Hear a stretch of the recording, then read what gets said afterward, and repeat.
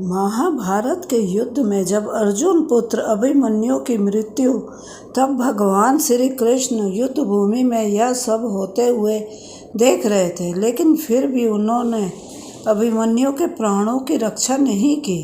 यह प्रश्न महाभारत देखने के बाद ज़्यादातर दर्शकों के दिमाग में घूमता है, तो आइए जानते हैं इसके पीछे का सच। जो बन अभिमन्यु की मृत्यु का कारण। महाभारत की कथा में वीर योद्धाओं में एक बड़ा नाम अर्जुन पुत्र अभिमन्यु का है। अभिमन्यु ने जन्म लेने से पहले ही चक्रव्यूह में प्रवेश करने का ज्ञान प्राप्त कर लिया था, लेकिन बाहर आने का मार्ग न जानने के कारण उसकी मृत्यु हो गई। अधिकांश लोग इसे ही पूरा सच मानते हैं, लेकिन अभिमन्यु की मृत्यु के पीछे एक विशेष कारण था, जिसकी वजह से भगवान श्री कृष्ण ने भी अभिमन्यु के प्राणों की रक्षा नहीं की थी।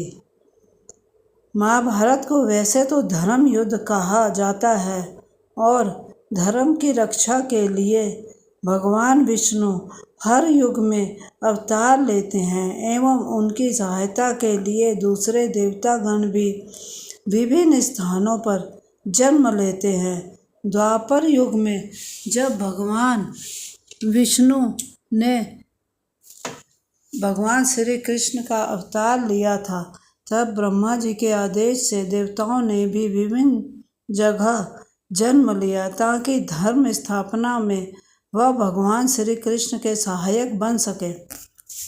अभिमन्यु महाभारत कथा के वीर योद्धाओं में से एक थे। अभिमन्यु हर व्यक्ति के लिए एक प्रेरणा है। इस योद्धा ने महाभारत के युद्ध में अकेले एक पूरे दिन उन सभी योद्धाओं को रोक कर रखा था जो अकेले कई सेना के बराबर थे, और यही कारण है कि युद्ध पर लड़ते लड़ते वीर गति को प्राप्त हो गए। भगवान कृष्ण यह सब खड़े होकर देखते रहे, लेकिन आपको बता दें कि यह सब एक उद्देश्य को पूरा करने के लिए किया गया था।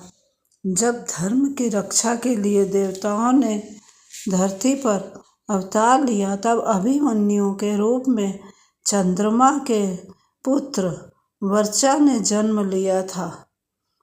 वर्चा को भेजते समय चंद्रमा ने देवताओं से कहा, मैं अपने प्राणों से प्यारे पुत्र को नहीं दे सकता, परंतु इस काम से पीछे हटना भी उचित नहीं जान पड़ता। इसलिए वर्चा मनुष्य तो बनेगा, परंतु अधिक दिनों तक नहीं रहेगा।